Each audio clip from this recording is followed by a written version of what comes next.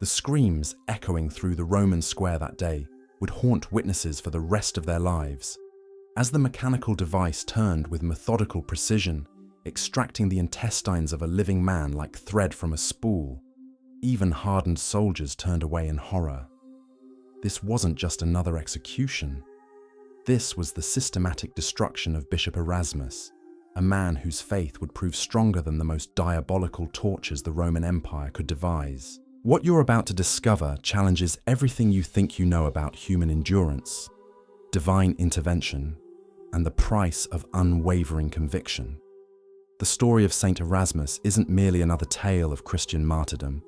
It's a descent into the darkest corners of imperial cruelty, a journey through 7 years of mountain exile, and ultimately, a confrontation with evil so profound that it transformed a persecuted bishop into one of history's most venerated saints. The year was 303 AD, and the Roman Empire stood at a crossroads that would determine the spiritual future of the Western world. Under the iron fist of Emperor Diocletian and his equally ruthless co-ruler Maximian, Christianity faced its greatest existential threat. This wasn't mere religious disagreement. This was a calculated campaign of extermination designed to wipe Christian belief from the face of the earth forever. Picture the Roman Empire at its zenith of power and paranoia. For nearly 3 centuries, Christianity had grown from a small Jewish sect into a movement that threatened the very foundations of Roman religious tradition. The old gods, Jupiter, Mars, and Venus, were being abandoned by citizens who now worshipped a carpenter from Nazareth, who preached love, forgiveness, and eternal life beyond the grave. This transformation terrified Roman authorities because it challenged something far more dangerous than military rebellion. It challenged the divine authority of the emperors themselves. Christians refused to participate in emperor worship, refused to honor the traditional deities, and spoke openly of a kingdom that transcended earthly power. To Roman minds, this wasn't just heresy, it was treason of the highest order. Diocletian, despite years of relative tolerance toward Christians, finally succumbed to mounting pressure from his advisors and military commanders, who viewed Christianity as a destabilizing cancer eating away at the empire's foundation. The persecution that began in 303 AD wasn't a spontaneous outbreak of violence. It was a methodical, empire-wide campaign designed to eliminate Christianity through systematic terror. The first edict ordered the destruction of Christian churches and sacred texts. The second commanded the arrest of all Christian clergy. The third offered freedom to those willing to sacrifice to Roman gods. The fourth and final edict extended this demand to every Christian throughout the empire.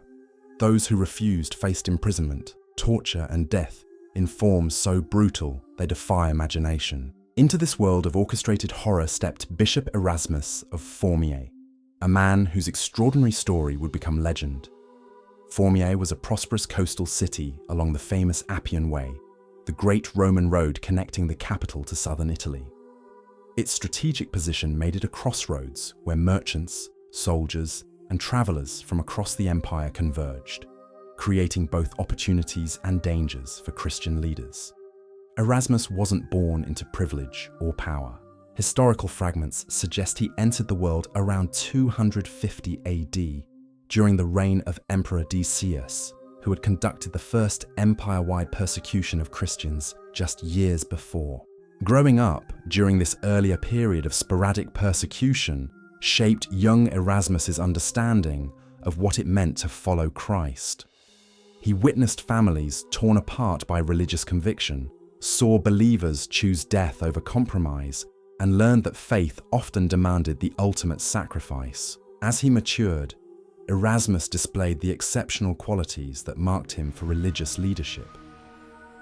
Contemporary sources describe him as eloquent in speech, profound in scriptural knowledge, and possessed of a compassion that drew people from all walks of life.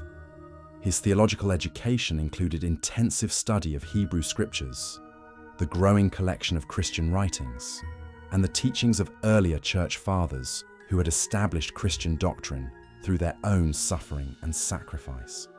The elevation of Erasmus to Bishop of Formiae likely occurred during the 280s, a period historians call the Little Peace of the Church.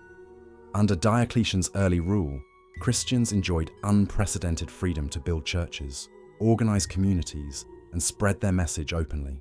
This golden age allowed Erasmus to develop one of the most influential Christian communities in central Italy. As bishop, Erasmus bore responsibility for the spiritual welfare of thousands of believers scattered across multiple towns and rural areas.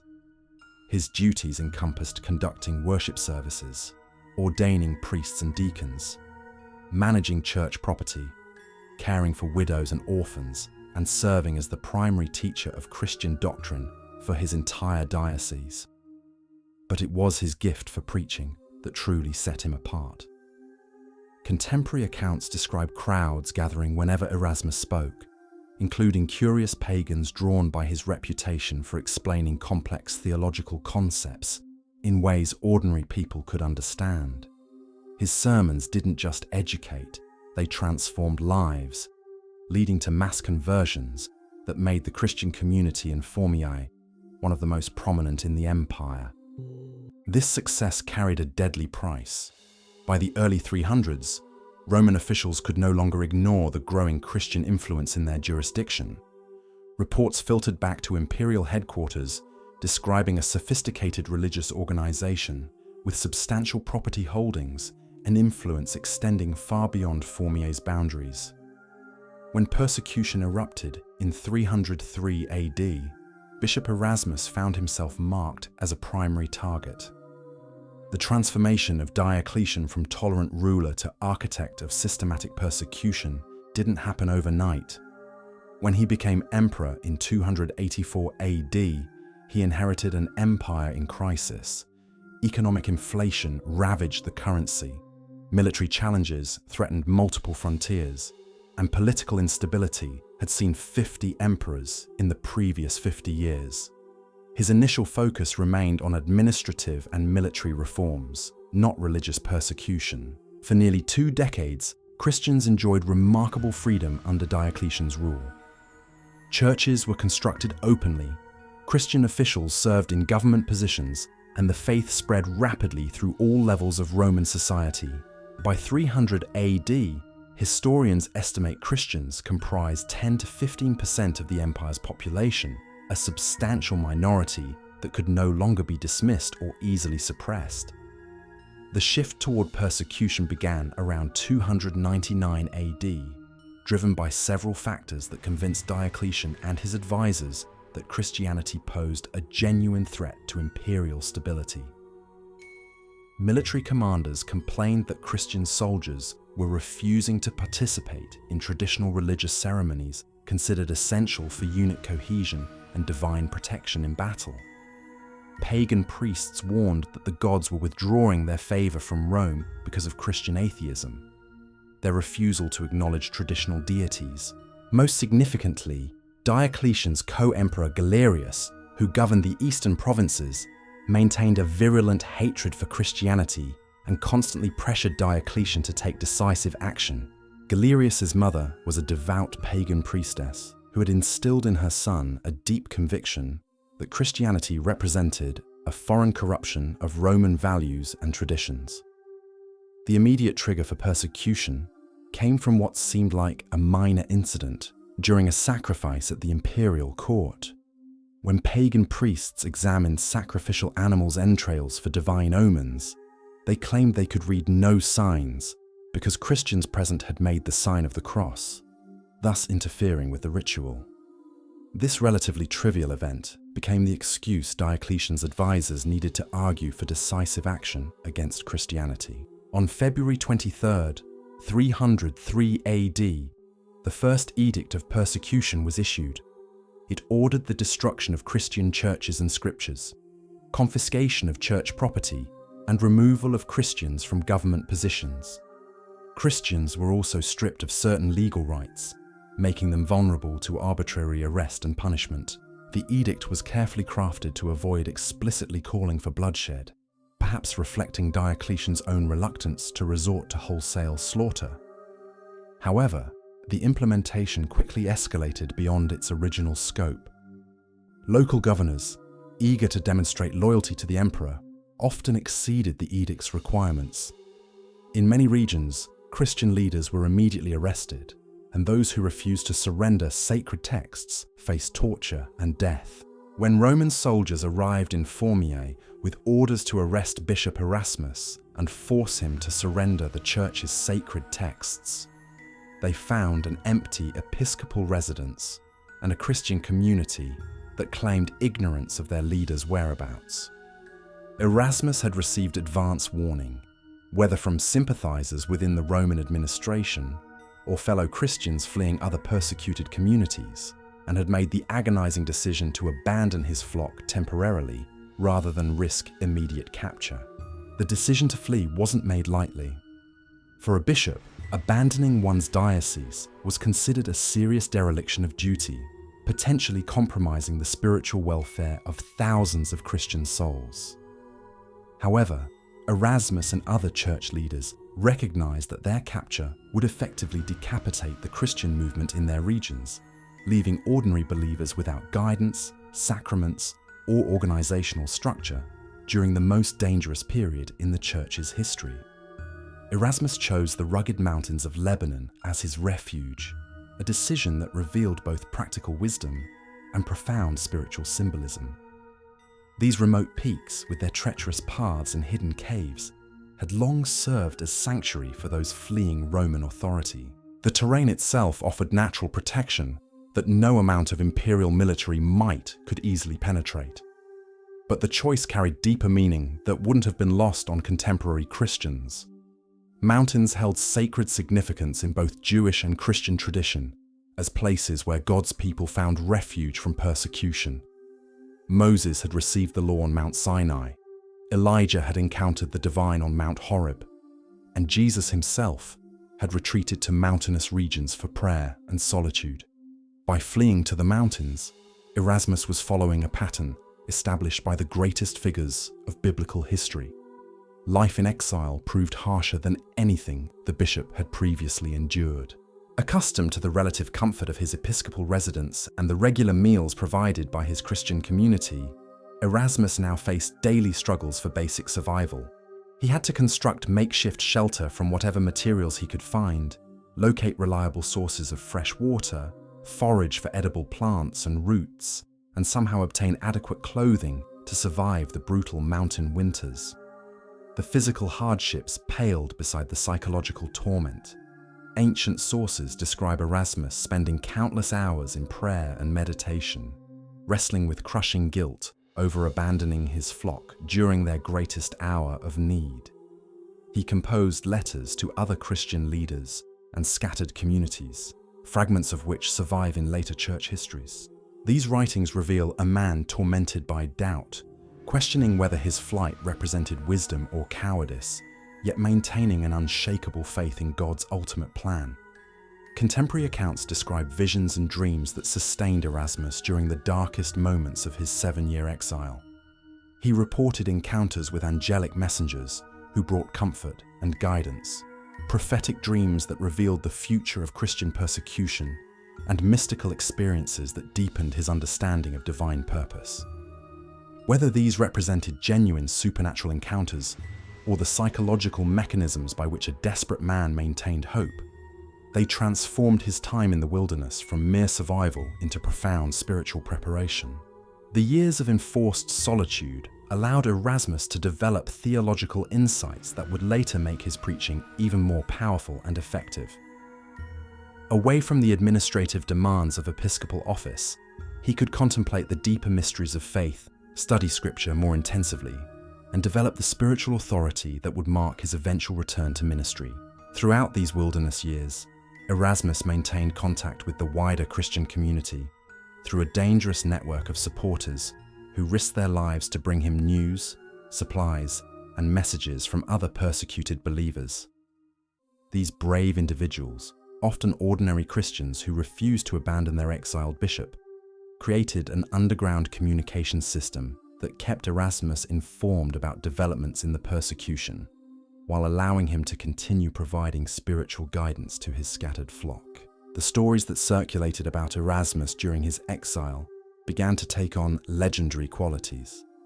Christians spoke in hushed tones about his ability to survive impossible hardships, his prophetic visions of future events, and even reports of supernatural provision of food and shelter.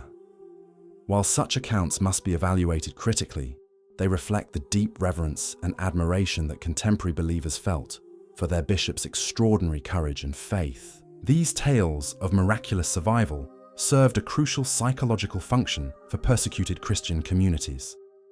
In an era when believers faced daily threats of arrest, torture, and death, the story of Erasmus provided hope that divine protection was possible even in the most desperate circumstances. His example became a source of strength for countless Christians who found their own faith tested by imperial persecution.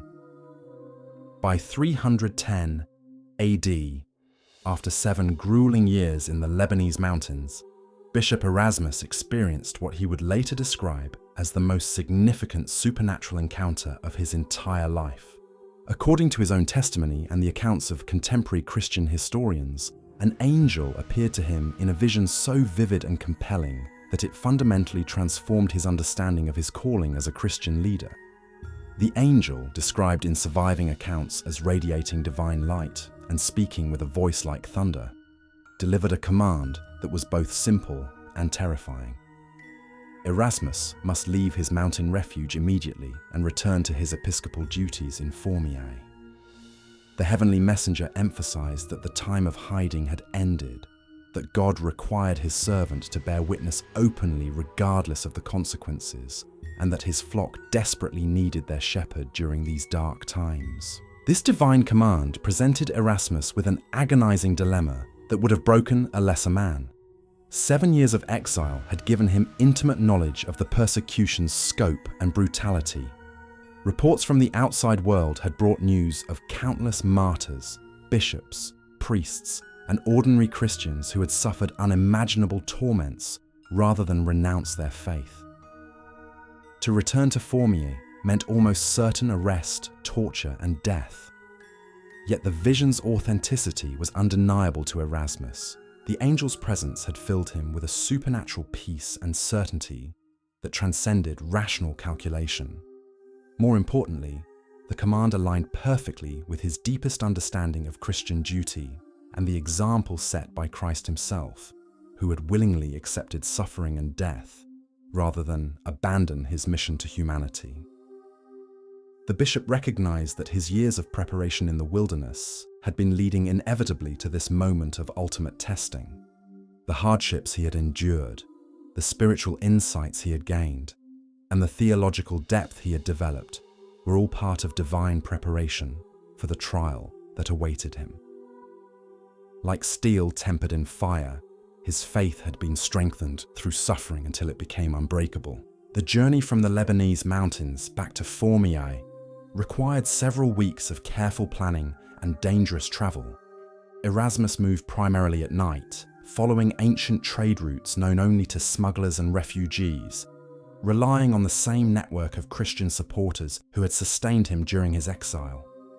These courageous individuals understood they were helping their beloved bishop return to certain martyrdom, yet they provided food, shelter, and intelligence about Roman troop movements without hesitation.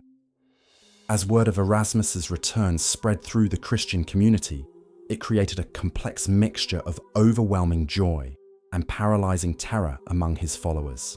They were ecstatic to have their beloved bishop back among them after 7 long years of separation. But they also understood that his presence would inevitably draw Roman attention and likely result in renewed persecution for their entire community. Some of his closest advisors urged Erasmus to reconsider, to return to hiding until the persecution subsided. Others accepted his explanation that God had commanded his return and began preparing themselves spiritually for whatever trials might follow. The bishop's first actions upon reaching Formiae demonstrated his complete commitment to the divine mission that had brought him back from exile. Rather than maintaining any pretense of secrecy or attempting to minimize his exposure to Roman authorities, Erasmus immediately began conducting Christian services, meeting with community leaders, and preaching to steadily growing crowds of believers and curious pagans. His sermons during this period, preserved in fragments by later historians, reveal a man utterly transformed by his wilderness experience and completely fearless in proclaiming Christian truth. The theological content of these final sermons was particularly remarkable for its emphasis on martyrdom as the highest form of Christian witness. Erasmus spoke eloquently about the privilege of suffering for Christ, the temporary nature of physical pain compared to eternal spiritual rewards, and the power of martyrdom to inspire and strengthen the broader Christian community. These messages were clearly preparing his flock for the trials that lay ahead, while demonstrating his own readiness to face whatever fate awaited him. Within weeks of Bishop Erasmus's return to Formiae, Roman intelligence networks had identified his location and begun planning his capture. The local authorities, under immense pressure from imperial headquarters to enforce the persecution edicts with ruthless efficiency, understood that arresting such a prominent Christian leader would send shockwaves throughout the entire region. They needed to make an example that would finally break the stubborn resistance of the local Christian community. The arrest itself was orchestrated as a psychological weapon. Roman soldiers, acting on detailed intelligence about Christian gathering places and worship schedules, surrounded the building where Erasmus was conducting what would prove to be his final free celebration of the Eucharist. The timing was deliberate, chosen to maximize the trauma for his congregation and demonstrate the futility of Christian worship under imperial authority. As armed legionnaires burst through the doors, the trapped congregation watched in horror as their worst nightmares materialized before their eyes.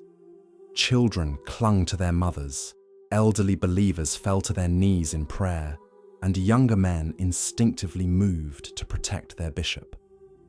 But Erasmus himself made no attempt to flee or resist. Contemporary witnesses describe him calmly completing the sacred ritual, blessing his congregation one final time, then walking with serene dignity toward the Roman soldiers who had come to drag him away. His composure in this moment of crisis created an indelible impression on everyone present. Christians saw their bishop's supernatural courage in the face of certain torture and death. Even some Roman soldiers, hardened veterans of countless military campaigns, found themselves unsettled by this prisoner's apparent lack of fear when confronted with the empire's most terrifying instruments of punishment. The journey to the provincial capital, where Erasmus would face the imperial authorities, became a mobile theatre of evangelism. Despite being shackled and under heavy guard, the bishop continued preaching to anyone within earshot. Fellow prisoners, curious guards, and crowds of onlookers in every town they passed heard his message of redemption, forgiveness, and eternal life. His captors, initially amused by what they considered futile defiance, gradually grew uncomfortable with the effect his words were having on those around them. Reports filtered back to Roman headquarters describing a prisoner who seemed to gain strength from his chains rather than being broken by them.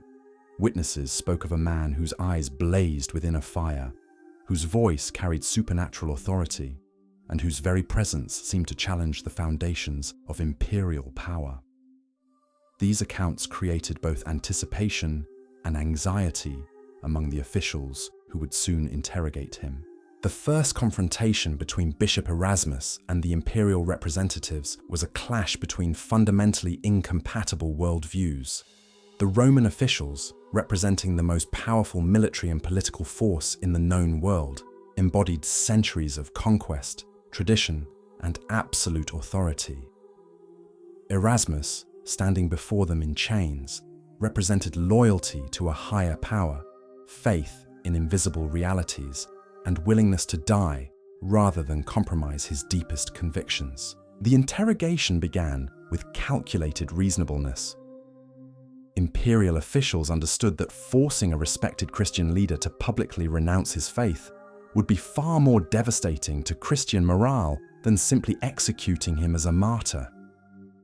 They offered wealth, position, and safety if he would acknowledge the Roman gods and participate in a symbolic sacrifice. The proposal was crafted to seem reasonable, even generous, given his precarious situation. Erasmus's response was uncompromising yet respectful. He acknowledged the earthly authority of his captors while making absolutely clear that his ultimate allegiance belonged to Jesus Christ. No earthly power, he declared, could force him to betray his Lord and Savior. This response, delivered with calm dignity despite the obvious danger he faced, reportedly impressed even some members of the imperial court with its courage and consistency.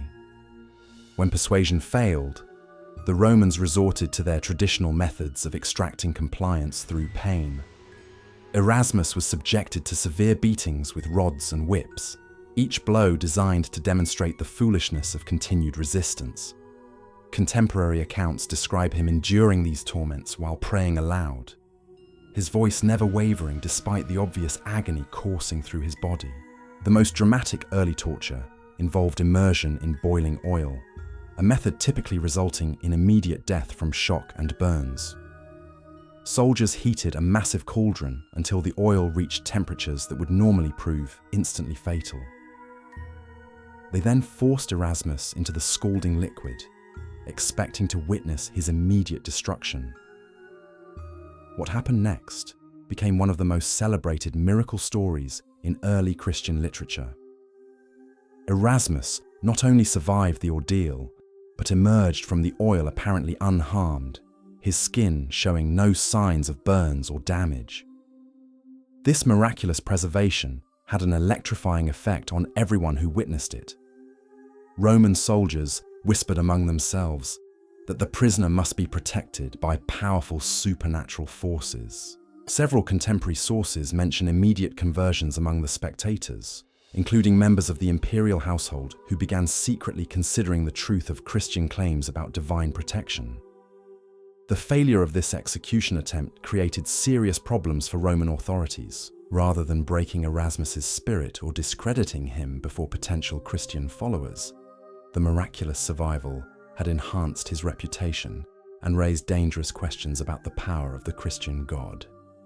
Imperial officials found themselves dealing with a prisoner who seemed immune to their most extreme measures. Determined to prevent any possibility of escape, they confined Erasmus in their most secure prison facility. Built from massive stone blocks with iron-reinforced doors and windows, this fortress was considered absolutely impregnable.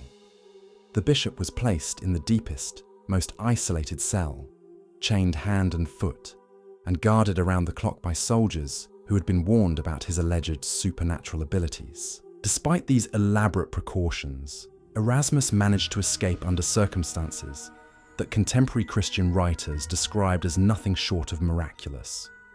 According to their accounts, the bishop spent his imprisonment in constant prayer and fasting, preparing himself spiritually for whatever trials awaited. On the night of his escape, witnesses reported that his cell was filled with divine light. His chains fell away without human intervention, and the locked doors opened of their own accord. The discovery of the empty cell the following morning sent shockwaves through the Roman administration. A thorough investigation failed to explain how such a heavily guarded prisoner could simply vanish without a trace. The guards swore they had heard no sounds during the night and insisted the cell had been properly secured. This inexplicable escape became the subject of rumors and speculation throughout the region, further enhancing Erasmus's reputation among believers and pagans alike. Rather than using this miraculous freedom to flee to safety, Erasmus made the extraordinary decision to remain in the area and continue his Christian ministry. This choice demonstrated either remarkable courage or what his enemies considered dangerous fanaticism. Operating as a fugitive with a substantial price on his head, he moved constantly from place to place, conducting secret Christian services, baptizing new converts, and providing spiritual guidance to increasingly persecuted communities. The most dramatic incident during this period involved the reported resurrection of a young man in the town of Gaeta. According to Christian sources, Erasmus was secretly brought to a family's home where the young man's body lay prepared for burial. After hours of intensive prayer, the bishop reportedly called upon Christ's power to restore life, and the deceased awakened completely healthy, bearing testimony to his supernatural experience. News of this alleged resurrection spread like wildfire throughout the region, creating massive interest in Erasmus's teachings and drawing hundreds of people seeking to hear the bishop who could apparently raise the dead. The crowds that gathered wherever he preached became so large that maintaining secrecy became virtually impossible, despite the obvious danger to both Erasmus and his followers. Roman officials found themselves confronting not just a fugitive Christian bishop, but a folk hero whose reported miracles were inspiring mass conversions and threatening the stability of traditional Roman religion throughout their jurisdiction. Reports to higher authorities emphasized the urgent need to recapture Erasmus before his influence spread even further and potentially sparked widespread rebellion against imperial authority. The challenge facing Roman forces was complicated by the apparent divine protection surrounding their quarry. Previous execution attempts had failed spectacularly, and his escape from their most secure prison suggested that conventional methods might prove inadequate against whatever supernatural forces were protecting him. Some officials began wondering privately whether they were fighting not just against a man, but against divine powers that might prove impossible to overcome through normal means. Emperor Maximian, ruling the western portion of the Roman Empire as Diocletian's co-emperor, had earned a fearsome reputation for cruelty that surpassed even the brutal standards of his era. When detailed reports reached him describing Erasmus's continued defiance, miraculous escapes, and growing influence among the population, Maximian saw both a personal challenge to his authority and an opportunity to demonstrate the absolute futility of Christian resistance through unprecedented brutality. Unlike Diocletian, who had initially approached the Christian problem with some degree of political calculation and apparent reluctance, Maximian viewed the persecution as an opportunity to indulge his sadistic tendencies while serving imperial policy. His previous actions against Christians had established him as the more ruthless of the two emperors, and he was determined that the case of Erasmus would serve as the definitive demonstration of what awaited those who dared defy Roman authority. Maximian's agents finally succeeded in recapturing Erasmus through betrayal. A Christian who had been tortured beyond the limits of human endurance revealed the bishop's location in exchange for mercy toward his family.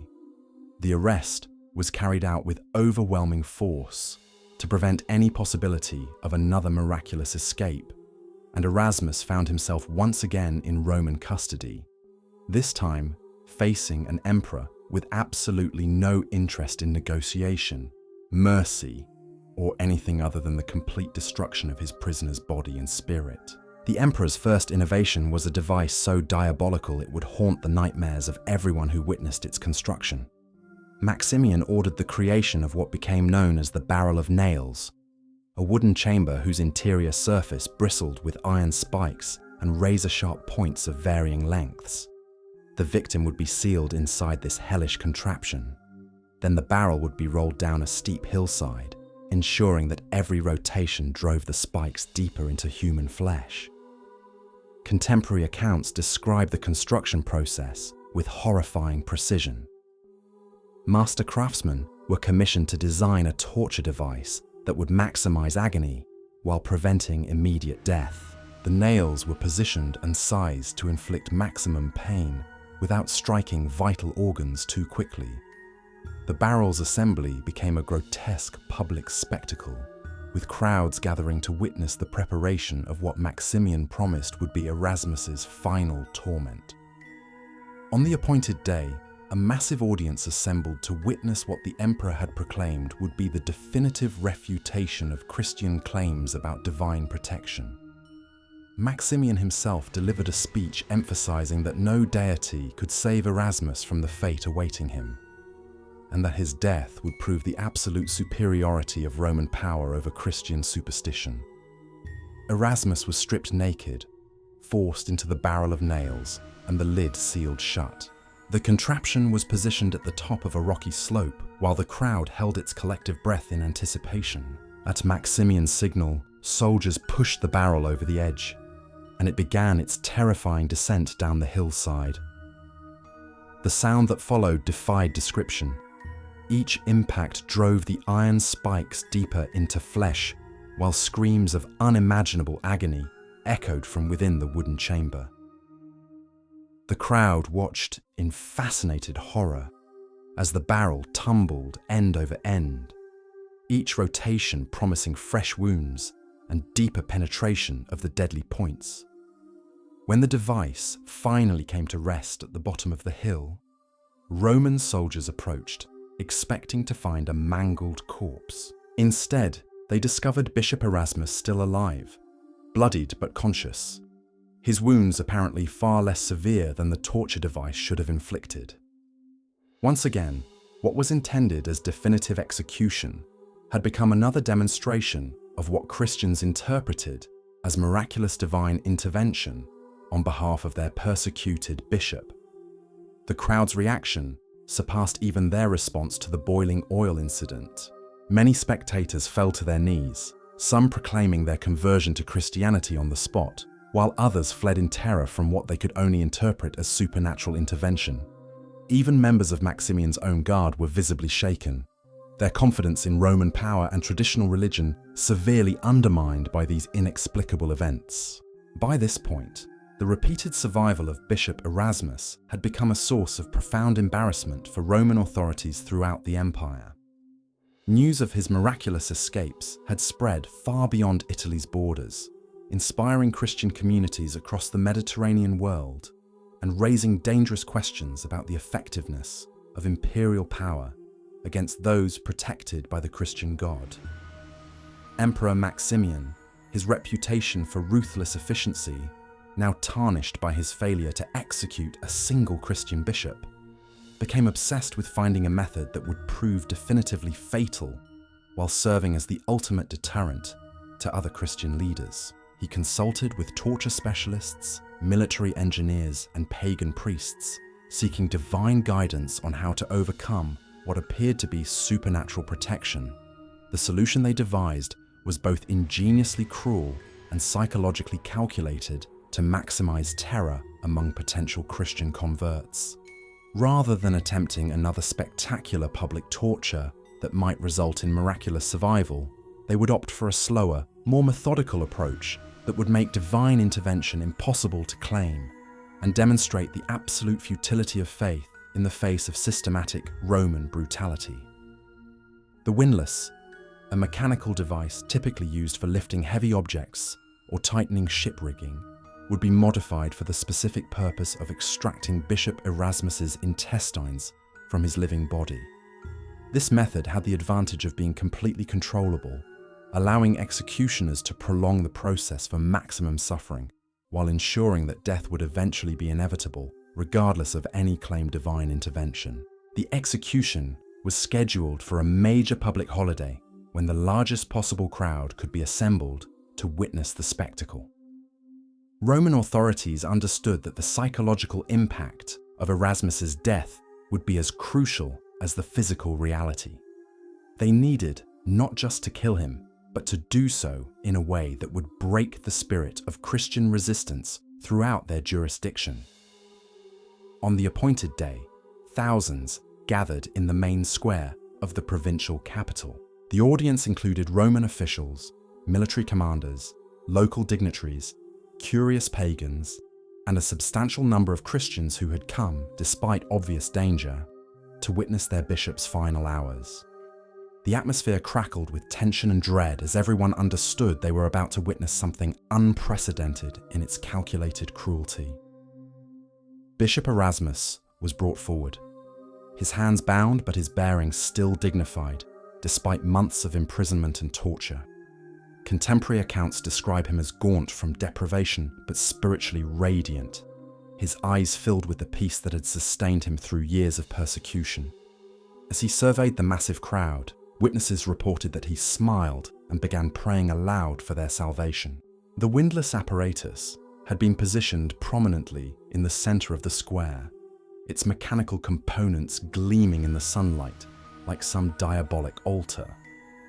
Roman executioners, selected for their experience and lack of squeamishness, made final preparations while explaining to the crowd exactly what was about to occur, ensuring that everyone understood the methodical nature of the torture that would follow. Erasmus was forced onto a specially constructed table, his arms and legs securely fastened to prevent any movement that might interfere with the execution process. The executioners then made a careful incision in his abdomen, exposing his internal organs while ensuring that no immediately vital structures were damaged. The initial cutting drew gasps and cries from the watching crowd, but the bishop himself continued praying audibly, his voice steady despite the obvious agony he was experiencing. The moment that would define Saint Erasmus's place in Christian history began when the Roman executioners carefully extracted a section of his intestines and attached them to the windlass mechanism. The device had been positioned so the entire crowd could witness every rotation of the handle and observe the slow, methodical extraction of the bishop's internal organs from his living body. As the windlass began to turn, drawing out the intestines like thread from a spool, witnesses reported that Erasmus continued praying aloud, his voice remaining remarkably steady despite the unimaginable agony coursing through his body. His prayers weren't pleas for mercy or rescue, but expressions of forgiveness for his executioners and gratitude for being deemed worthy to suffer for Christ's sake. The execution proceeded with horrifying deliberation, each turn of the windlass drawing out more of the bishop's internal organs, while Roman officials ensured he remained conscious throughout the ordeal. As his strength finally began to fail, Erasmus delivered a final sermon to the crowd, his weakening voice nevertheless carrying clearly across the square. He spoke of the temporary nature of physical suffering compared to eternal spiritual rewards, forgave his executioners, and urged any Christians present to remain faithful regardless of persecution. His final words were reportedly a prayer of thanksgiving for the privilege of martyrdom. The story of Saint Erasmus reminds us that some convictions run deeper than flesh and bone, that faith can transcend even the most brutal attempts to destroy it. His transformation from persecuted bishop to revered saint proves that earthly power, no matter how absolute, cannot ultimately triumph over the human spirit when anchored to something greater than itself.